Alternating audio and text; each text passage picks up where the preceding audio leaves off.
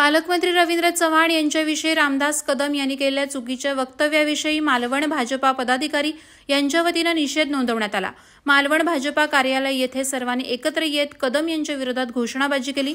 रामदास कदम यांच्या प्रतिकात्मक पुतळ्याला जोडे मारण्यात आले। यावेळी भाजपा तालुकाध्यक्ष धोंडी चिंदरकर यांनी तीव्र स्वरूपात आपल्या भावना व्यक्त करताना यापुढे जशास तसं उत्तर देण्यात येईल असं स्पष्ट केलं। या जिल्ह्याचे पालकमंत्री, या कोकणचे सुपुत्र आणि ज्यांना कोकणची पूर्णपणे जबाबदारी, एक संघटनात्मक जबाबदारी दिली असे सांगणारे रवींद्र चव्हाण साहेब यांच्या जो काही वक्तव्य रामदास कदम यांनी केलं, खरं म्हणजे ते युतीच्या आपल्या युतीमध्ये आहेत आणि महायुतीचा आघाडी आम्ही पण पाळतो, सातत्याने पाळत आलो। वरिष्ठ नेते माननीय मुख्यमंत्री साहेब असतील, फडणवीस साहेब, अजितदादा ही वरची सगळी मंडळी पाळतात, परंतु खाली कोणीतरी म्हणजे रामदास कदम सारखा काही ज्याची स्वतःची व्हॅल्यू संपली असा माणूस काहीतरी बोलतो आणि खरं म्हणजे चव्हाण साहेबांवर बोलतो तेव्हा निश्चितच आमच्या भावना तीव्र आहेत। ज्या रस्त्याविषयीचा विषयासंदर्भात जे रामदास कदम बोलले, मी असं म्हणेन की चव्हाण साहेबांनी त्याचं स्पष्टीकरण केलं ते आम्ही करण्याची गरज नाही आहे, परंतु हा रस्त्यामध्ये जो का सिंधुदुर्गमध्ये रस्ता पूर्ण झाला तर रत्नागिरीमध्ये का होऊ शकला नाही किंवा तो जो मागचा भाग का होऊ शकला नाही, ह्याची जर आत्मपरीक्षण रामदास भाई कदमाने केलं आणि त्यांच्या मागे खरं म्हणजे रस्ता थांबण्यामागे चव्हाण साहेब नाही आहेत, रस्ता का थांबला याच्यामागे त्यांचीच माणसं आहेत, ती त्यांची कोण आहे ती रामदासभाई कदमांनी शोधून पाहावी।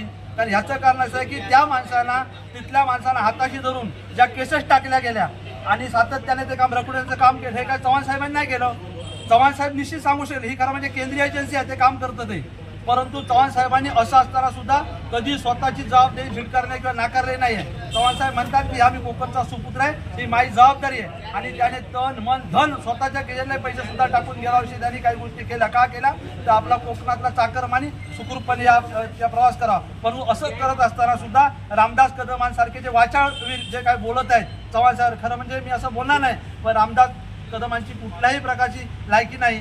मी आपल्याला मुद्दामने किस्सा म्हणून सांगेन, रामदास कदम हे युतीमधून जेव्हा राणेसाहेब बाहेर पडले तेव्हा बाहेर पडण्यामध्ये पहिले होते आणि मुद्दामून सांगतो मी सरपंच असताना तत्कालीन त्यावेळी आम्ही माननीय राणेसाहेबांची जी टेलिफोन डायरी होती, ही डायरी सकाळी रामदास कदम सिद्धिविनायकजवळ ठेवतात, जी माझी स्वतःची होती आणि राणेसाहेबांबरोबर होत्या आणि संध्याकाळी ते तिथेच थांबतात। खरं म्हणजे रामदास कदम हे पूर्णपणे स्वार्थी आहेत, त्यामुळे स्वार्थीवर फार बोलण्याची गरज नाही। परंतु ह्याच्यानंतर रामदास कदम जर चव्हाण साहेबांबद्दल जर काही चुकीचं वक्तव्य करतील तर भारतीय जनता पार्टीचे कार्यकर्त्यांना जशास तसं उत्तर देतील, यामध्ये कुठली शंका नाही। माझी विनंती आहे की महायुतीच्या कुठल्याही ज्या कार्यकर्ते किंवा खालच्या नेत्यांनी वरचे जे नेते ज्याप्रमाणे वागतात त्याप्रमाणे वागवा, आम्ही सुद्धा अशी चूक करणार नाही, परंतु जर अति झाला हा आमच्या डोक्यावरचा विषय गेल्यानंतर आम्ही रामदास कदम बोलतो, पण ह्याच्यानंतर जर रामदास कदम काय बोलले तर निश्चितप्रमाणे आम्ही त्याच भाषेत कार्यकर्ते उत्तर देण्यासाठी चव्हाण साहेबांची असण्याची गरज नाही आहे।